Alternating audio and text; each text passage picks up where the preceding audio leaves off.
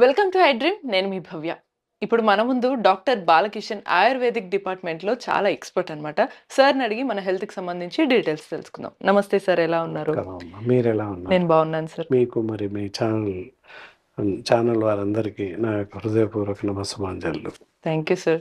Sir, ఈ కడుపు ఉబ్బరం అనేది చిన్న వాళ్ళ నుంచి పెద్దవాళ్ళందరికీ కూడా ఒక సమస్య ఈ మధ్య కాలంలో చూసుకుంటే. ఎందుకంటే లైఫ్ లైఫ్ స్టైల్ మారిన విషయం తెలిసిందే. ఫుడ్ తీసుకునే విధానం మారింది, టైమింగ్ మారింది. ఇవన్నీ మారటం వల్ల కడుపు ఉబ్బరం అనేది పెరిగిపోతుంది. సో, అది కాస్త విపరీతమైన అల్సర్‌గా మారే ఛాన్స్ ఏమన్నా ఉంటుందా? మరి దానికి తగ్గటానికి ఆయుర్వేదిక్‌లో ఎటువంటి ట్రీట్మెంట్ తీసుకోవచ్చంటారు? యెస్. కడుపు ఉబ్బరం.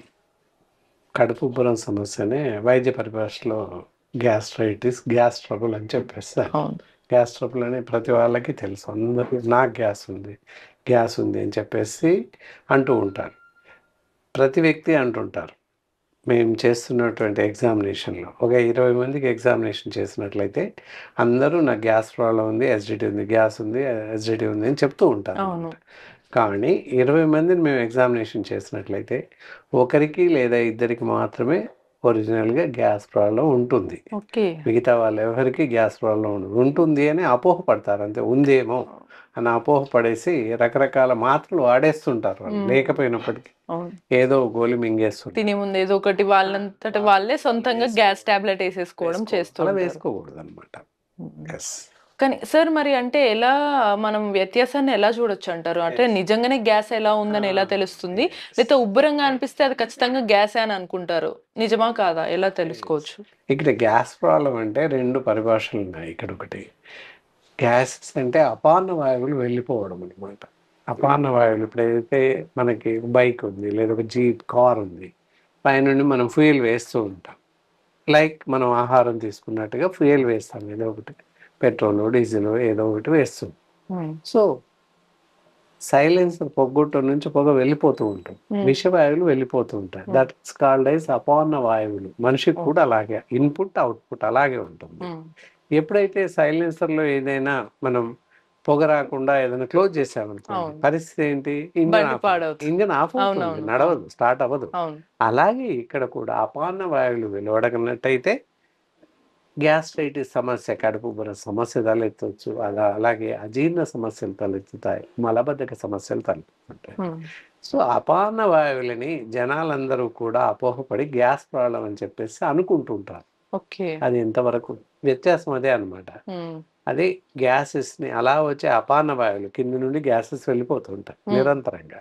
అప్పుడప్పుడు కొంతమందికి ఎక్కువ, తక్కువ అది డిఫరెంట్. కాకపోతే వెళ్ళిపోతుంటాయి. అలా వెళ్ళిపోయే వాడిని గ్యాస్ ప్రాబ్లమ్ ఉంది నాకని చెప్పేసి అనుకుంటుంటారు.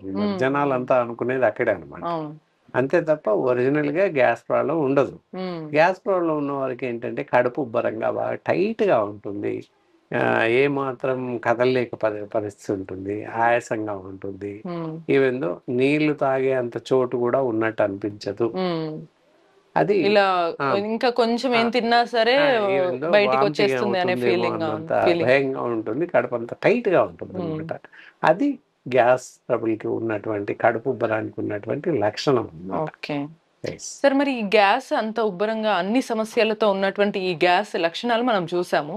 సో, దాన్ని ఇన్‌స్టంట్‌గా తగ్గించుకోవడానికి బయట మనం చూస్తున్నాం, ఈనో తాగుతారు. లేదా కొంతమంది డైరెక్ట్‌గా గ్యాస్ టాబ్లెట్ యేసుకుంటారు. లేదా జెల్సిల్లనో లేకపోతే సిరప్‌లో తాగేస్తూ ఉంటారు. వేరుగా. సో, అవి మాత్రమే రిలీఫ్ ఇస్తాయి అని కొంతమంది అంటారు. కొంతమందికి అవి కూడా రిలీఫ్ ఇవ్వవు. సో, నేచురల్‌గా ఆయుర్వేదిక్ ట్రీట్‌మెంట్‌లో ఆ గ్యాస్‌ని ఎలా తగ్గించుకోవచ్చంటారు? ఎందుకంటే ఇది నిత్యం ఉండే సమస్య కాబట్టి. చాలా చాలా మంచి ప్రశ్న వేశారు. ఇందాక మీరు చెప్పినట్టు డయాజిన్ జెల్సిల్ నుంచి మొదలుకొని ప్యాంటప్రజోల్, ఎంటిమిజోల్ ఇలా రకరకాల టాబ్లెట్స్ ఉన్నాయి. గ్యాస్‌కి సంబంధించిన టాబ్లెట్స్. ₹1 నుంచి మొదలుకొని ₹50 వరకు గోలీ ఉంది గ్యాస్ తగ్గించడం. కానీ ఇందులో చెప్పినటువంటి ఎలాంటి గోలీ వేసుకోకూడదు. ఈనో సిరప్ అవ్వచ్చు, ఈనో పౌడర్స్ అవ్వచ్చు, ఇవేవి కూడా వాడకూడదు. ఓకే. ఒక ఈనో అనే కాదు, ఈనో లాగా చాలా ఉన్నాయి. డైజిన్ టు ఎంట్రిజోల్ దాకా టాబ్లెట్స్ ఇందాక చెప్పుకున్నాం. అల్సర్స్ సంబంధించిన ప్రతి టాబ్లెట్ ఎవరికి వారుగా తెచ్చుకొని వేసుకోవడం. ప్యాన్ 20 రకరకాల టాబ్లెట్స్ ఉన్నాయి. రకరకాల మాత్రలు. సో, వీలైతే లేకపోతే మెడికల్ షాప్‌కి వెళ్ళడం. మెడికల్ షాప్ అన్నాడు గ్యాస్ వస్తుంది టాబ్లెట్ ఇవ్వండి అని. అలా అడగగానే వాళ్ళు ఇచ్చేయడం. ఇలా రకరకాల ట్యాబ్లెట్స్ ఇందాక చెప్పినటువంటి ఈనో లాంటి పౌడర్స్ కానీ తాగుతూ ఉంటారు, లేదా సిరప్స్ తాగుతూ ఉంటారు, యాంటాసిడ్ సిరప్స్. ఇలా ఏ మందు వేసుకున్నా, ఏ గోళీ వేసుకున్నా, ఏ పౌడర్ తాగినా కూడా అత్యంత ప్రమాదకారి అనమాట. ఎలాంటి ప్రమాదం సంభవిస్తుంది అంటే ఎముకలన్నీ గుల్లబారిపోతాయి, ఎముకలు మెత్తబడిపోతుంటాయి, కండరాలు మసిల్ టిష్యూస్ అన్నీ కూడా వీక్ అవుతుంటాయి. That is a major problem అనమాట. ఓకే. సో అందుకే ఇవి వాడకూడదు అంటారు. సార్ మరి యాక్చువల్గా అసలు మనము వీటికి ఆయుర్వేదిక్ న్యాచురల్ ట్రీట్మెంట్ కన్నా ముందు తెలుసుకోవాల్సింది అసలు ఏవి తినొచ్చు, ఏవి తినకూడదు. ఇలా ఊరికే నిత్యం గ్యాస్తో ఇబ్బంది పడే వాళ్ళందరూ ఎటువంటి ఆహారం తీసుకోవచ్చు, ఏవి తీసుకోవద్దు?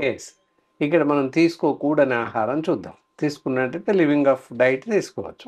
ఎలాంటి ఆహారం తీసుకోకూడదు? డీప్ ఫ్రైస్ ఉంటాయి, అవి పూర్తిగా మానేయాలి. అలాగే junk foods, bakery items, fast food సెంటర్లో లభించేటటువంటి noodles, all types of fried rice ఇలాంటివి తినకూడదు. బేకరీలో లభించేటటువంటి బిస్కెట్స్, కేక్స్, బర్గర్స్, పిజ్జాస్ రకరకాలు ఉన్నాయి, అవేవి తినకూడదు. ఎందుకంటే ఆర్టిఫిషియల్ సాల్ట్స్, ఆర్టిఫిషియల్ షుగర్స్ ఉంటాయి, ఆర్టిఫిషియల్ ప్రిజర్వేటివ్స్ ఉంటాయి మరీ ముఖ్యంగా. సో అందువల్ల అలాంటివి తినకూడదు. ఈస్ట్ ఉంటుంది మరీ ముఖ్యంగా, అంటే దానివల్ల ఆహారం చెడిపోవడానికి ఎక్కువ కారణాలు ఈస్ట్. సో 3rd, 4th డేకి చెడిపోతూ ఉంటుంది. సో అలాంటి పరిస్థితుల్లో అలాంటి ఆహారాన్ని తీసుకోవడం వల్ల ఇంటెస్టైనల్ డిజార్డర్స్ పెరిగిపోతూ ఉంటాయి. ఏదైతే అల్సర్స్ అవ్వచ్చు, యాసిడిటీస్ అవ్వచ్చు, గ్యాస్ట్రిక్ సమస్యలు ఇవన్నీ కూడా ఉత్పన్నమయ్యే అవకాశం ఉంది. సార్ ఇక్కడ ఇంకో చిన్న సందేహం, ఆహారంలో బయట ఫుడ్తో పాటు కొన్నిసార్లు ఇంట్లోనే న్యాచురల్గా ఉండే ఫుడ్ కానీ, సిట్రిక్ యాసిడ్ ఉన్న వాటిని కానీ, లేదా ఉదయాన్నే కొంతమందికి ఖచ్చితంగా లేవగానే టీ, కాఫీ ఏదో ఒకటి పడాల్సిందే. సో అలా తీసుకున్న వాళ్ళకు కూడా గ్యాస్, లేదా ఇక్కడ ఛాతి మధ్యలో మంట, ఇదంతా కూడా పెరిగే అవకాశాలు కనిపిస్తున్నాయి. మరి వాళ్ళందరూ కూడా ఏం చేయాలంటారు? లేవగానే టీ తాగేవాళ్ళు, కాఫీ తాగేవాళ్ళు నిరభ్యంతరంగా టీ తాగొచ్చు. కానీ ఎలా అంటే టీ పెట్టుకొని చల్లబడ్డాక గోరువెచ్చగా కొంచెం వేడి ఉన్నప్పుడు వామ్ టీ తాగండి. వేడి కాకుండా చల్లటి టీ, కాఫీ, కోల్డ్ కాఫీ తాగొచ్చు. మామూలు కాఫీ కాకుండా కోల్డ్ కాఫీ కలిపి పెట్టేసుకొని చల్లబడ్డాక తాగేయచ్చు. సో అలా తాగినట్టయితే గొంతులో మంట, కడుపులో మంట రాదు. అది తర్వాత టీ ద్వారానే కడుపులో మంట, ఛాతిలో మంట తగ్గించుకోవచ్చు టీతోనే. ఎలా అంటే ఇప్పుడు మామూలుగా టీ తీసుకుంటాం, టీ పౌడర్, టీ పెట్టేసి పాలు, టీ పౌడర్ అవన్నీ వేసేస్తాం, వాటర్ వేస్తాం, అందులో ఒక పావు టీ స్పూన్ వరకు బ్లాక్ పెప్పర్ పౌడర్ వేసేయాలి. వేసేసినట్టయితే కడుపు ఉబ్బరం కానీ, గొంతులో మంట కానీ అన్నీ తగ్గిపోతాయి, ఎలాంటి సమస్య ఉండదు. టీ అలాగే తాగేస్తాం, అందులో కాస్త పెప్పర్ పౌడర్ యాడ్ చేసినట్లయితే నో రిస్ట్రిక్షన్స్, కడుపు ఉబ్బరం కానీ గ్యాస్ట్రిక్ సమస్యలు ఉత్పన్నం కాకుండా ఉంటుంది. ఓకే సార్, కానీ పులుపు పదార్థాలు తిన్నప్పుడు కూడా కొంచెం గ్యాస్ట్రిక్ సమస్య కానీ, లేకపోతే ఛాతిలో మంట కూడా పెరుగుతుంది కదా, మరి వాళ్ళు ఏం చేయాలంటే? అలాంటి వారు ఏంటంటే ఏదైనా మంట అలాంటివి ఉన్న వాళ్ళు ఏంటంటే వాళ్ళకి మజ్జిగ ఉంటుంది, చిలికినటువంటి మజ్జిగ ఒకటే నీళ్ళేసి స్పూన్తో కలపడం కాకుండా ఒక అరకప్పు మజ్జిగ పూర్తిగా పాల లెక్క తయారవ్వాలి. ఎలాంటి క్లాట్స్ అవి లేకుండా చాలా జాగ్రత్తగా బాగా తయారు చేయాలి. అలాంటి అరకప్పు మజ్జిగలో అంటే 1:3 డైల్యూషన్స్ ఆ విధంగా చిలికిన మజ్జిగ అరకప్పు తీసుకొని ఒక పావు teaspoon black pepper powder వేసి కలిపి తాగినట్లయితే మంట తగ్గిపోతుంది. విత్ ఇన్ మినిట్స్, గంటలు కూడా అక్కడ, విత్ ఇన్ మినిట్స్లో మంట తగ్గిపోతుంది. సో అలా 1-2 డేస్ వాడినట్లయితే పూర్తి స్థాయిలో తగ్గిపోతుంది. సరే, ఇప్పుడు ఇవన్నీ మనము ఆహార పదార్థాల ప్రకారం చూసాం. ఆయుర్వేదిక్లో ఈ గ్యాస్ట్రిక్ సమస్యకి ట్రీట్మెంట్ ఏం తీసుకుంటే బాగుంటుందంటారు? ఆయుర్వేదం వైద్యంలో వచ్చేసి అద్భుతమైనటువంటి వైద్య చికిత్సా పద్ధతులు ఉన్నాయి. అంటే దానికి కాను గ్యాస్ అండ్ ట్యాబ్లెట్స్ అని, డైజెక్స్ ట్యాబ్లెట్స్ అని, అగ్నితుండి వంటి ట్యాబ్లెట్స్, ఇలా రకరకాలుగా చాలా రకాల ట్యాబ్లెట్స్ ఉన్నాయి. అలాగే కుమారి అసవ, ఇలా కొన్ని ఉన్నాయి. ఏదైతే మనం పేషెంట్ వాళ్ళ యొక్క శరీర పరిస్థితి, నాడీ పరీక్ష చేసి వాళ్ళ శరీర తత్వాన్ని బట్టి వాళ్ళకి ఏ మందు సూట్ అవుతుంది, ఏ మందు సరిపోతుంది అనేది చూసి ఇవ్వడం జరుగుతుంది. మొత్తం పైన కడుపు ఉబ్బరం కానీ, కడుపు టైట్నెస్ అవ్వడం కానీ, గ్యాస్ట్రిక్ సమస్యలు ఉన్న వాళ్ళకి తప్పకుండా తగ్గడానికి మంచి మెడిసిన్స్ ఉన్నాయి. ఈ మందులు వాడి పూర్తిగా తగ్గించుకునే అవకాశం ఉంది. ఓకే. సో, మొత్తంగా మనం ఆహారం పరంగా ఎటువంటి జాగ్రత్తలు తీసుకోవాలి చెప్పారు. దాంతో పాటు అప్పటికి సమస్య తీరట్లేదు, వస్తే ఏం చేయాలి అనుకున్న వాళ్ళకి ఆయుర్వేదిక్ ట్రీట్మెంట్‌లో మంచి మెడిసిన్స్ కూడా ఉన్నాయనైతే సార్ చెప్పారు. మరి ఇటువంటి మరిన్ని ఇన్ఫర్మేషన్స్ కోసం keep watching I dream. Sir, one life lesson what medicine has taught you. Whatever you can do without expecting.